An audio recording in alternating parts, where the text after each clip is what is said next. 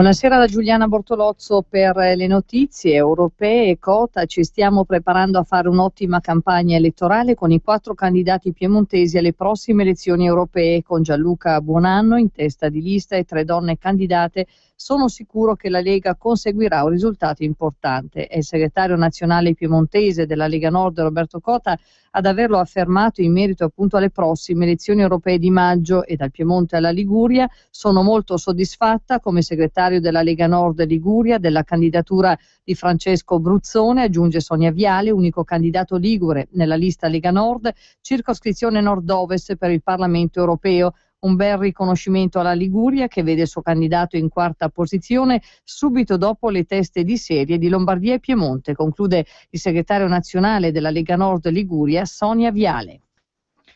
Sì dell'Aula della Camera al rinvio del pareggio di bilancio, attivando per la prima volta la procedura di deroga prevista dal nuovo articolo 81 della Costituzione. L'autorizzazione è stata concessa a Montecitorio con 373 sì, 114 no e 4 astenuti. Era richiesta la maggioranza assoluta dei componenti dell'Assemblea. Il gruppo Lega Nord, ad eccezione del vicepresidente del Senato Calderoli, ha votato contro il rinvio del pareggio di bilancio, approvato appunto a Palazzo Madama. Lo precisa una nota dell'ufficio stampa della Lega Nord.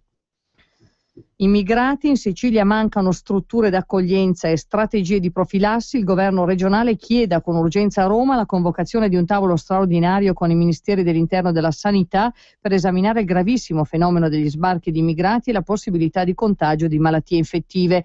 A lanciare l'appello è stato il presidente della commissione antimafia Nello Musumeci, intervenendo stamane nell'aula dell'Assemblea regionale siciliana. Non si può far più finta di non vedere o non capire. Lo Stato, ha aggiunto Musumeci, è impreparato ad affrontare nell'isola flussi che si preannunciano sempre più massicci nelle prossime settimane, e non vorrei che si lasciasse spazio ad iniziative improvvisate o speculative da parte di spregiudicate organizzazioni ispirate dall'industria dell'immigrato, ha concluso il presidente della commissione antimafia Nello Musumeci. Intanto scattano le misure precauzionali contro il virus Ebola anche in Veneto per rafforzare i collegamenti operativi con i servizi di emergenza sanitaria territoriale. La circolare del Ministero della Salute sulla malattia del virus Ebola, che il settore promozione, sviluppo, igiene e sanità pubblica della Regione Veneto ha inviato a tutte le ULS. Lo scopo è quello di mettere in atto, qualora necessario, le azioni di competenza in riferimento ad arrivi diretti o indiretti dai paesi africani colpiti dall'epidemia in atto di Ebola per casi che presentino sintomi riconducibili alla malattia, sottolinea il comunicato della Regione, ricordando le notizie incontrollate sul rischio di approdo in Italia della malattia che stanno circolando da alcuni giorni sul web.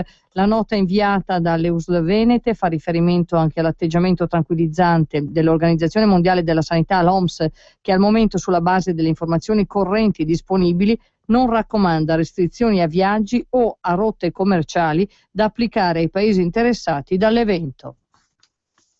Passiamo alla cronaca italiana. A Palermo la Guardia di Finanza ha eseguito un provvedimento di sequestro preventivo per equivalente per oltre 100 milioni di euro nei riguardi di società riconducibili all'entourage del manager Fausto Giacchetto.